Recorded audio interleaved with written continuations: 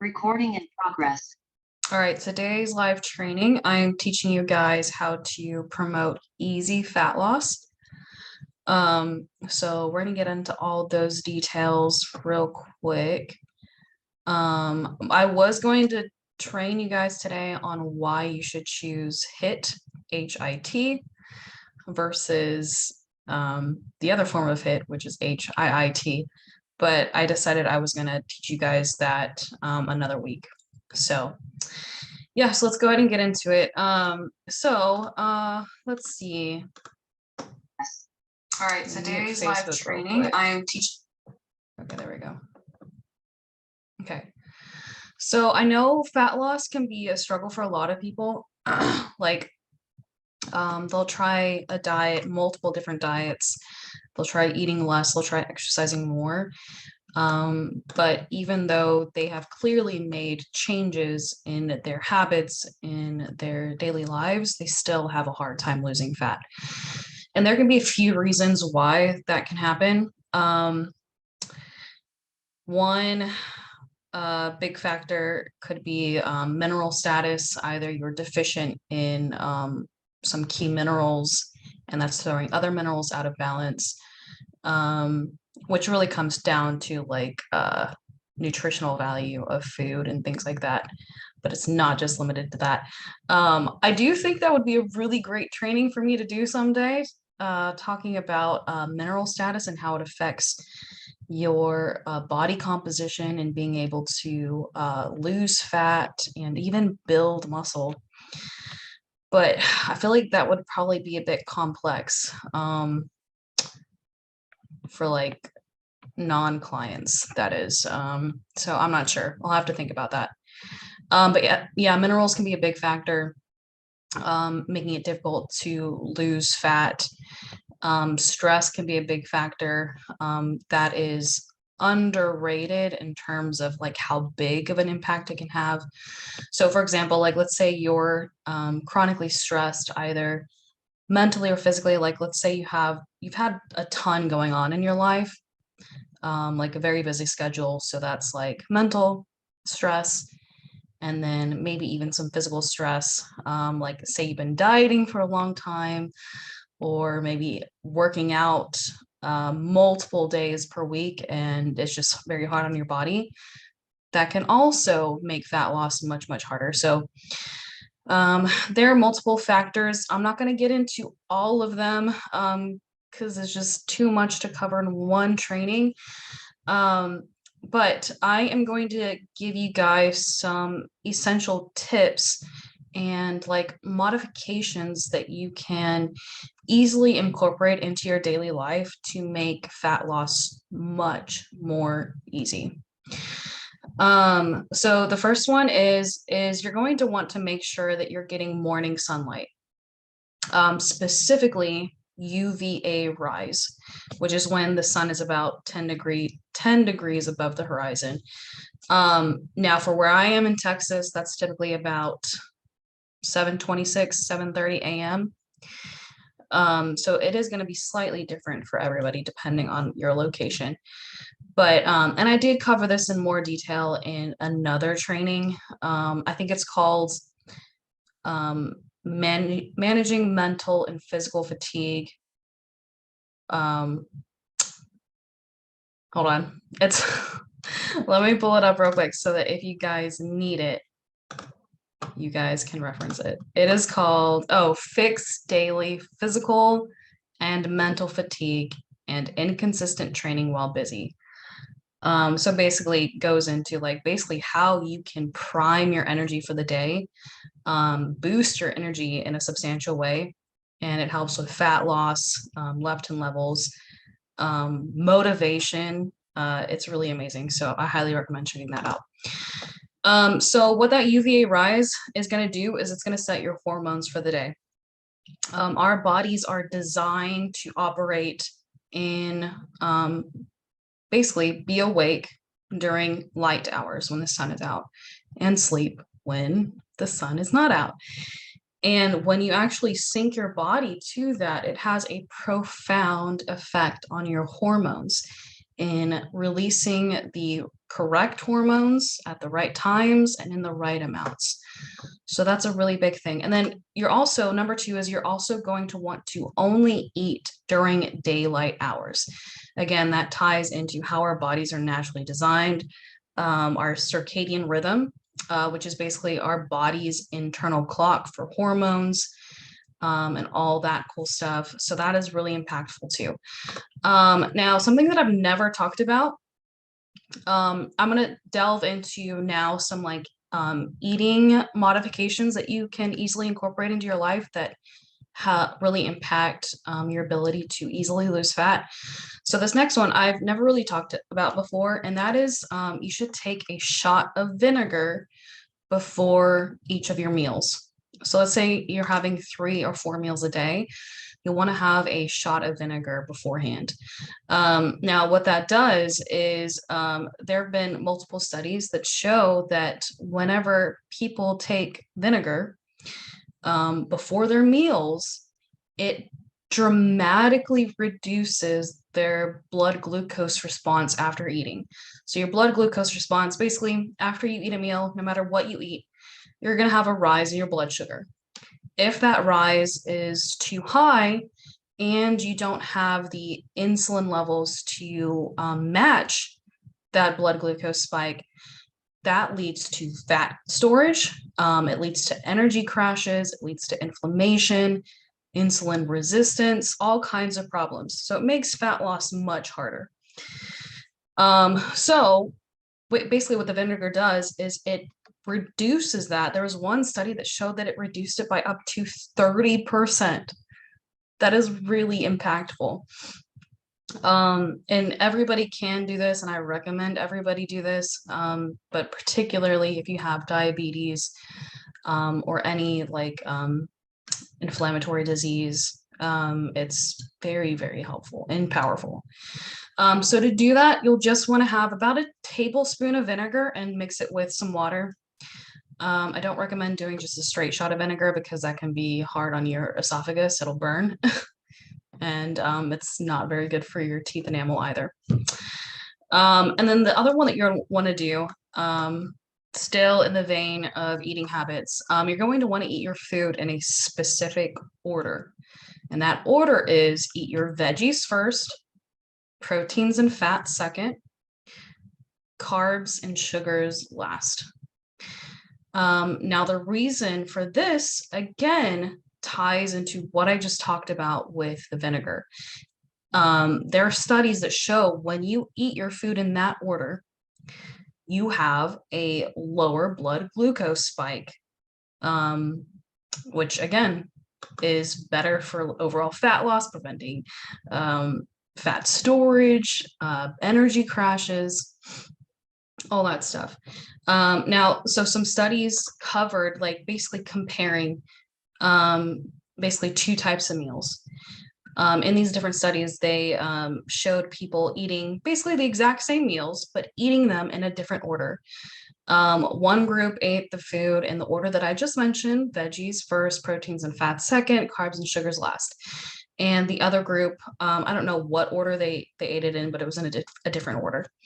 Anyway, they found that the blood glucose response was much lower in the group who ate their food in the order that I just mentioned.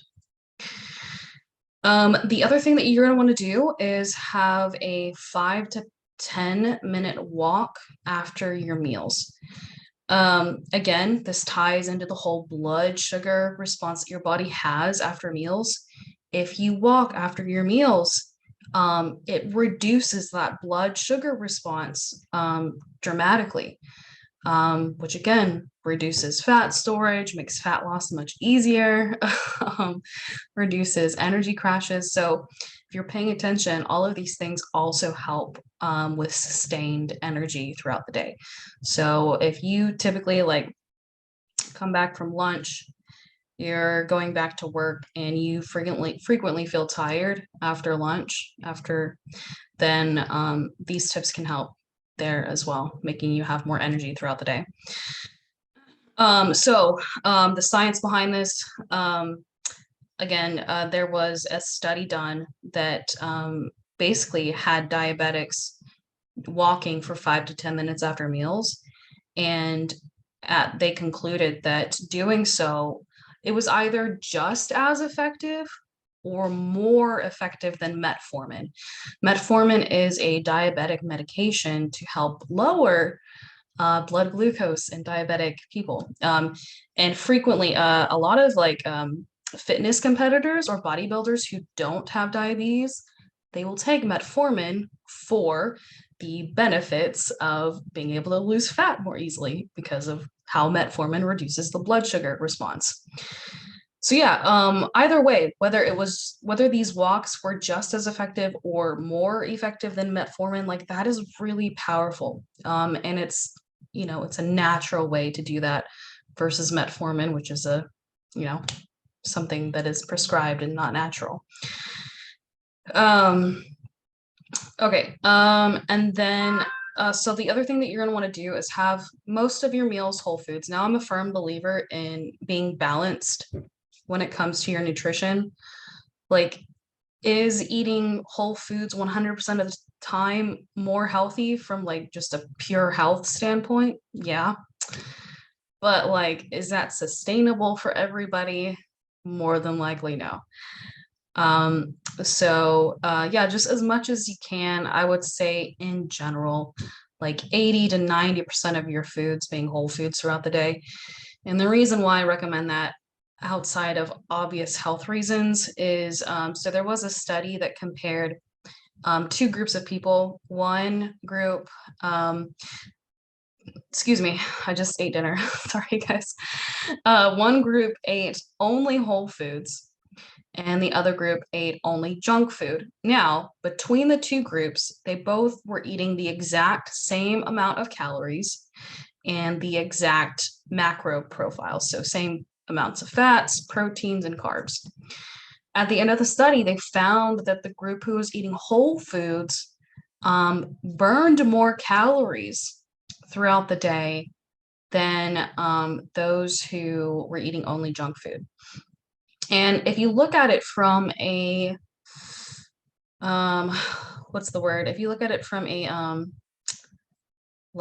micro standpoint, like micro minerals, like vitamins and minerals, it does make sense that they would conclude that. Because if your body is getting the vitamins and minerals that it needs, you're basically fueling your body, like your thyroid, your adrenals, every aspect of your body. You're fueling your body with the nutrients that it needs. And when you do that, your body is able to perform more effectively and efficiently. So yeah, try to eat most of your foods whole foods. And then as for like the daily habits, that pretty much summarizes that. If you follow all of those things, that'll really help with making fat loss much easier. These are some of the steps that I have my clients start out taking before I even have them track calories and macros, and they see a drastic response in their body losing fat, getting stronger, and building muscle mass more easily. And then finally, on top of that, like you're also going to want, when it comes to your training, you're going to want, when it comes to making fat loss more easy, you're going to want to train a specific way.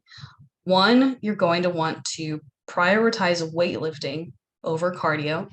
And in fact, if you train the way that I teach in my program and in our Facebook group, if you train the right way with your weightlifting, you actually don't have to do extra cardio on top of that. Because of the way that I teach you guys to train, you're already training your cardio. And there are also lots of studies that show that like when you train the way that I recommend, which is, one, prioritizing intensity over volume, and two, training to failure. There are so many studies that show when you train that way, like training to failure, it is much more effective at promoting fat loss, leaner body composition, than high volume training. Plus, of course, also the benefits of more strength gains and more muscular gains as well. But this topic is about promoting fat loss, so that's the key point that I'm bringing about there. So if you guys haven't watched my training on that yet, on the science of lifting 2 times a week and just doing 1 set to failure to maximize your strength gains, muscle gains, and fat loss, let me know and I can tag you guys in it, or I can send you the guide that covers all of that. So that pretty much summarizes everything. If you guys have any questions, just let me know. I'm going to summarize the points. So 1, you're going to want to see sunlight, specifically UVA rise, which is about an hour after sunrise. Typically, you're going to want to eat only during daylight hours.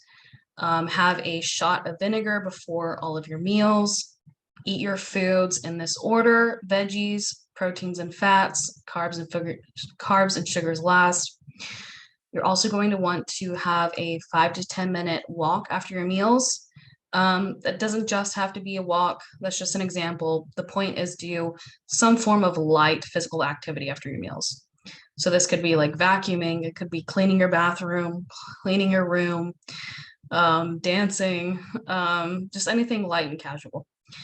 Number 6 is aim to eat most of your meals whole foods. And number 7 is prioritize weightlifting, specifically high intensity training, which is what I teach you guys in this group. So let me double check to see if y'all have any questions. I know this was a short training, but frankly, this can be a game changer for so many of you. And a lot of you guys also did not, I've never taught before about vinegar. Marissa says, it all makes so much sense. After a few months of these habits, my energy is great. Yeah. Marissa, I've seen a great improvement, not just in your energy, but also your physique. And I'm trying to remember. So I think you're 8 weeks into your program and your body has changed a lot just with the habits, not calorie counting. But yeah, I know that I just now introduced calorie counting yesterday. So let me know how that goes and we'll go from there. But yeah, if y'all are watching the replay, let me know if you guys have any questions and I'll see you guys soon.